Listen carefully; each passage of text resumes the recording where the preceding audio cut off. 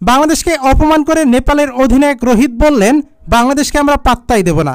দক্ষিণ আফ্রিকার বিপক্ষে জয়ের খুব কাছে গিয়েও হেরেছে নেপাল।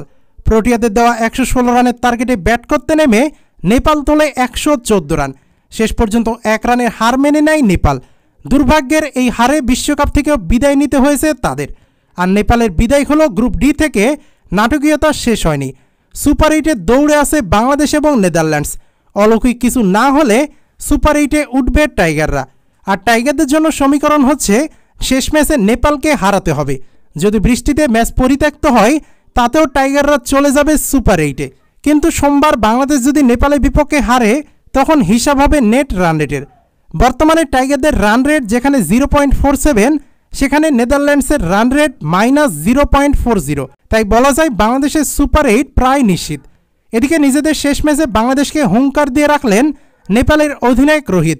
তিনি বলেন, দক্ষিণ আফ্রিকার বিপক্ষে জিতলে বাংলাদেশের বিপক্ষে ম্যাচটা নকআউট হতো। আমার মনে হয় পরের ম্যাচটা আমরা গৌরবের জন্য খেলব।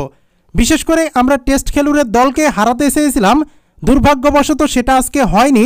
তবে আমরা পরের ম্যাচে সেটা করতে চাই, বাংলাদেশকে হারাতে চাই।